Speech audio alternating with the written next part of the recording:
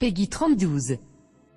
Bon, salut, c'est Romu. Alors aujourd'hui, on va te donner quelques petites news du JV. Mais avant de te donner quelques news, j'ai quelques informations à te donner. Bon, je vise la barre des 10K pour la fin de l'année. Voilà. Alors si j'atteins 10 000 abonnés à la fin de l'année, soit en décembre ou en janvier, on fera un concours sur la chaîne. Un concours des 10K, on vous fera gagner une console. Pas une console Made in China, une belle console officielle, d'un fabricant qui a pignon sur rue depuis des années. Voilà, on vous dit pas encore ce que c'est, ce sera une surprise. Voilà.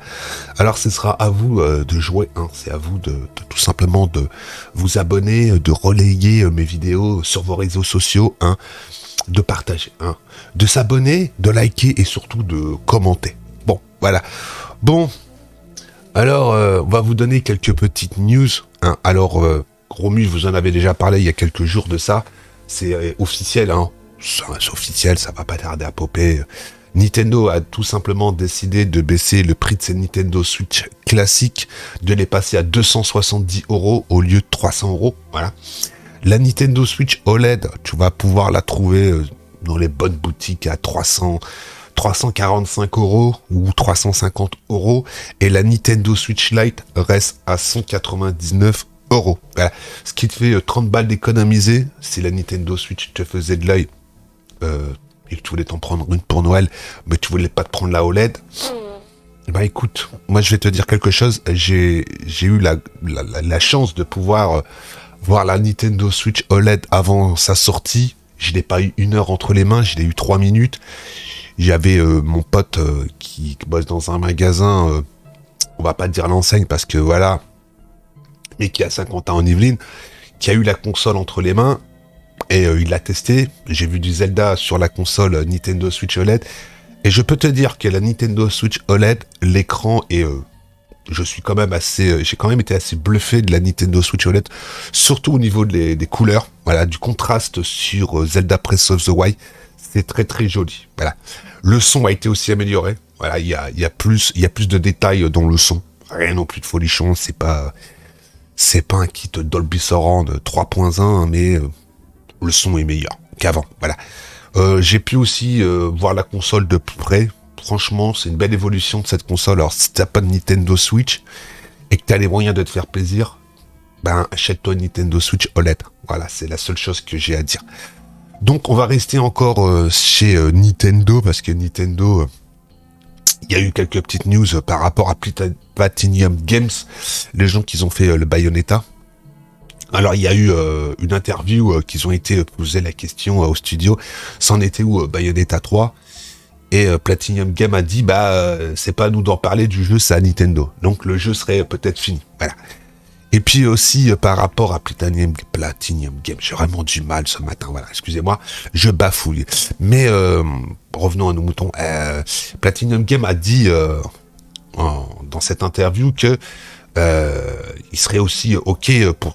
parce qu'il y a le journaliste qui leur a posé la question, vous serez OK pour refaire le jeu Star Fox qui a été sorti sur la Wii U ? Ils ont répondu, nous on est OK pour tout, nous on attend juste les feux verts. Donc voilà, Nintendo comme d'habitude, c'est eux qui décident. Voilà, donc Nintendo, c'est eux les maîtres du game. Voilà. Bon, on va passer aussi à quelques petites news en vrac pour certaines personnes. Alors, pour les gens qui kiffent la Polyméga, la Polyméga va commencer à être livrée en fin d'année, là, au mois de décembre. Tous les gens qui l'avaient précommandé à l'époque et qui n'ont pas encore reçu leur Polyméga, va être livré. Voilà, ça arrive. J'ai un pote là qui a sa chaîne YouTube qui a sorti une vidéo il y a une dizaine de jours, comme quoi que Polyméga l'avait contacté pour lui dire on va vous envoyer votre console. Voilà, donc ça se débloque. Ça a l'air d'arriver au compte-gouttes, donc ça arrive. On va parler aussi de la fameuse console des concurrentes chez Polyméga. Tu sais, la fameuse Nintendo Game Boy qui devait sortir, où tu pouvais mettre tes jeux Game Boy, Game Boy Color, Game Gear, Neo Pocket. Enfin, la fameuse console qui coûte 150 € sur leur site internet. Ou 200 balles, je crois que c'est 200 balles. Normalement, là, tu pourras peut-être en fin d'année, là, au mois de décembre, entre le 15 et le 20 décembre, aller passer une précommande. Alors, il n'y a pas encore de date officielle, mais ça a l'air de se profiler. Voilà. Et puis, je vais répondre aussi à une personne qui était passée tout simplement dans un de mes lives me dire que la prochaine console qui allait rouler sur toutes les consoles comme ça, c'était la Odin, hein, où tu pourrais émuler de la PlayStation 2. Alors je me suis renseigné sur ta console, ben si ça émule de la PlayStation 2, et ben moi je me déguise en infirmière et puis je vais me promener dans les hôpitaux en fin d'année, hein, voilà, pour donner un peu d'amour à toutes les personnes qui sont dans les hôpitaux. Enfin voilà, je te dis ça, je te dis rien d'autre, voilà, bon. Bon, maintenant on va venir aussi parler, comme c'est bientôt le Tokyo Game Show dans environ 15 jours, hein, dans 15 jours c'est le Tokyo Game Show, il y a Square Enix qui a déjà donné son programme, on essaiera de vous couvrir le maximum de confs, mais si je peux, voilà, je vais être sincère avec vous. Il y a aussi SMK qui devrait être présent au Tokyo Game Show. Est-ce que SMK va pas nous montrer une nouvelle console, puisqu'on en entend parler déjà depuis pas mal de temps? On verra bien, hein.